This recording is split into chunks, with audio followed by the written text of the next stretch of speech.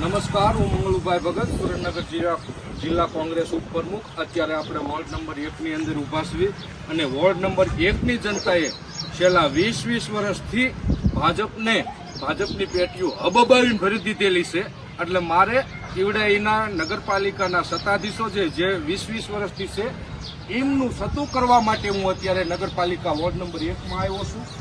એમની પરિસ્થિતિ, જો વોર્ડ નંબર 1માંથી 4 વખત પ્રમુખ પદે જો બેહતા હોય માણસ, તો આ વોર્ડમાં ખરેખર ગામની જનતાને જોવા આવે એવો વોર્ડ બન્યો. પણ આ જોવે એવો વોર્ડ બન્યો છે. અત્યારે વોર્ડ નંબર 1 જોવે એવો બન્યો છે કે ઉભરાતી ભૂગર્ભ ગટર, કોઈ સફાઈના ઠેકાણા નહીં, બાવળ આવળ. આ રોડ તમે જોવો, આ મેન રોડ છે.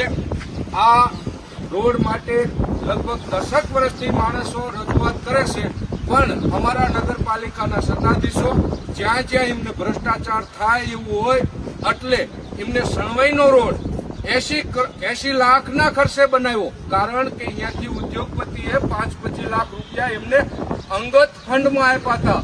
આ રોડ માટે 10 વર્ષથી ગામની જનતા, નગરપાલિકા વોર્ડની 1ની જનતા મત લઈ વચનો આપી અને 10 વર્ષથી આ રોડ બનાવતા નથી. અને અમારી પરિસ્થિતિ, નગરજનોની આ પરિસ્થિતિ છે. આમાં માણસ બાંધવું પડે. આમાં આ ભોગ મારે છે, ઊંડું ગંધાય છે, ભૂગર્ભ ગટર ઉભરાયેલી છે. અને ભાજપના આગેવાનોને ચૂંટણી ટાણે આવવાનું, ભાજપના આગેવાનોને માણસને પપલાવી બોલાવીને મત લઈ જવાના, પછી 5 વર્ષ સુધી દેખાવાનું નહીં. જનતા આવી રીતે કીચડમાં પડી હોય છે. તો મારે મહેરબાની કરીને કહું છું કે તમે વિશ્વાસઘાતી છો. વિશ્વાસમાં લઈ અને મત લીધા છે તો અહીંયા રોડ, રસ્તો અને ભૂગર્ભ ગટર રિપેરિંગ કરાવો એવી આ નગરજનોની માંગણી છે. જય હિન્દ, જય ભારત.